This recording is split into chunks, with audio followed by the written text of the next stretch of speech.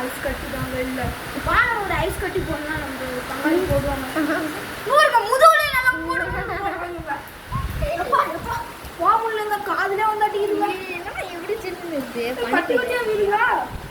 ஐயோ என்ன சொல்றீங்க சூறாவளி இது பேர் ஏதோ சூறாவளி வந்தது ஏன் பேர் சூறாவளிடா அவன் பேர் சூறாவளி ஒரு நாளைக்கு வந்து நம்ம ஊர்ல வேற